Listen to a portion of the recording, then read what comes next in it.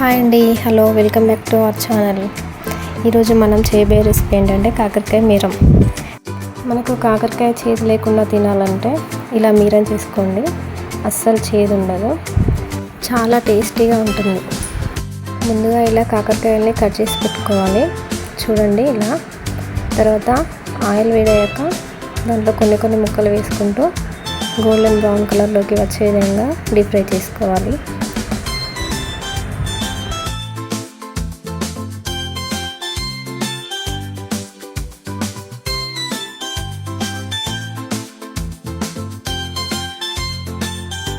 కాకరకాయ ముక్కలు కొద్దిగా కలర్ చేంజ్ అయ్యాక కొంచెం సాల్ట్ వేసుకోవాలి.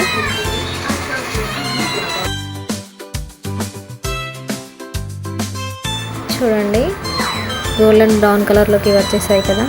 ఇప్పుడు వీటిని తీసేద్దాం. మళ్ళీ మిగిలిన ముక్కల్ని కూడా డీప్ ఫ్రై చేసుకుందాం.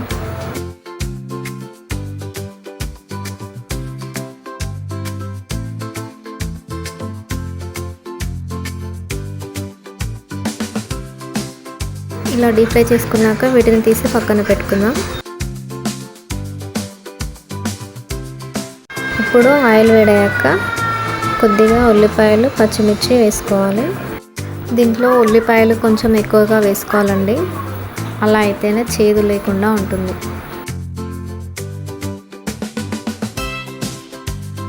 ఇవి గోలాక ఒక స్పూన్ జీలకర్ర, ఒక 4-5 వెల్లుల్లిపాయలు, కొద్దిగా అల్లం పేస్ట్ వేసుకోవాలి.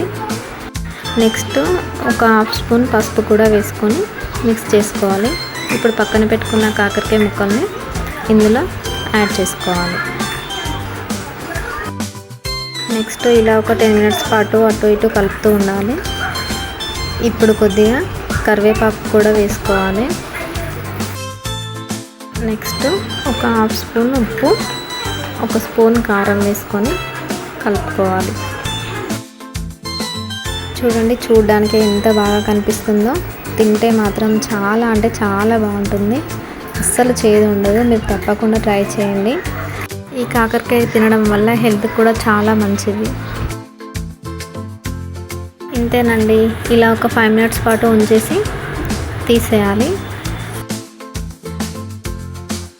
ఓకే అండి, ఈ వీడియో మీకు నచ్చినట్టయితే లైక్ చేయండి, షేర్ చేయండి. శ్రీయాన్షు ఆల్ ఇన్ వన్ ఛానల్ని సబ్స్క్రైబ్ చేసుకోండి. Please keep watching our channel. Bye bye.